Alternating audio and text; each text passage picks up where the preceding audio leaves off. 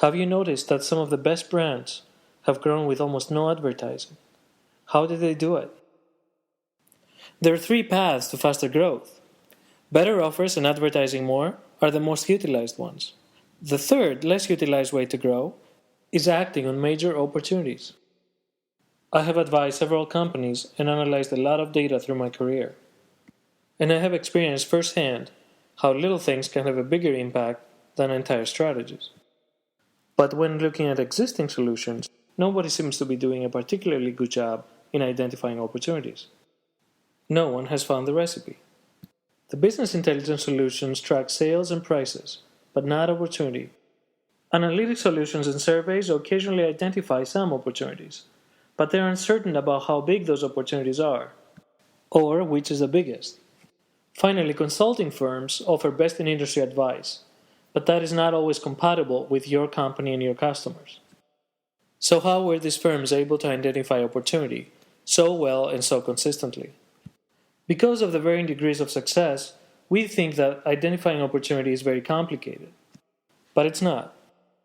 We just have to look at the information differently. Let me show you some examples.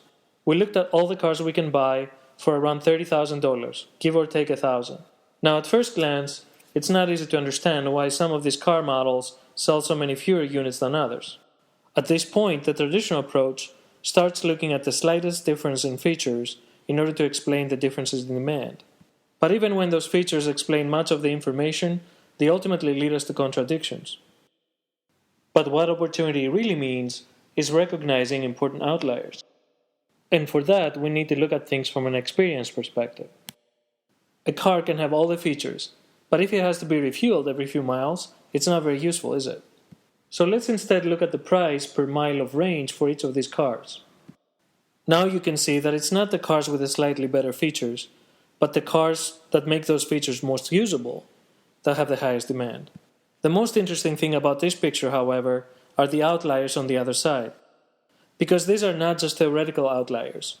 These are real people that choose to tolerate a lesser experience in order to access a certain feature.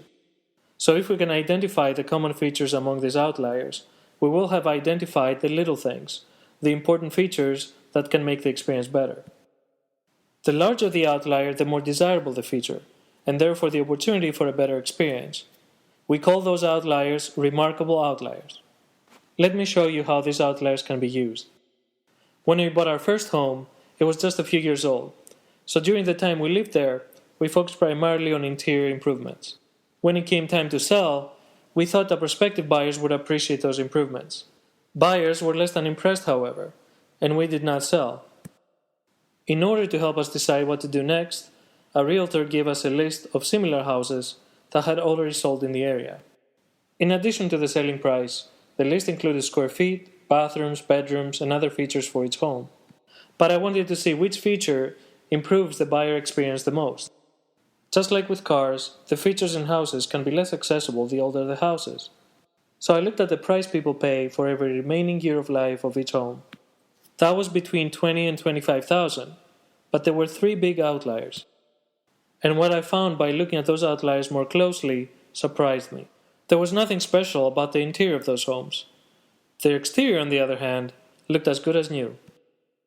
So we took our house off the market, made some basic exterior improvements, and then relisted it a few months later, but this time at a higher price. It sold in only 1 week at full asking price.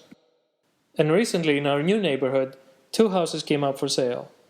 One had a worn-out exterior, but an updated interior, while the other one had a freshly painted exterior and an outdated interior. Which one do you think sold first? From an experience perspective, the Starbucks latte had been a remarkable outlier for years. Lattes contain a lot of still milk, a feature that many people seem to like. But the 12-ounce latte also contained half the caffeine found in other 16-ounce drinks. As a result, Starbucks customers were paying almost twice as much per caffeine content in that drink.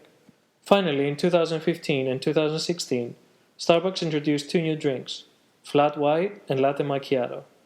The new coffees had as much milk as the traditional latte, but now a lot more caffeine as well.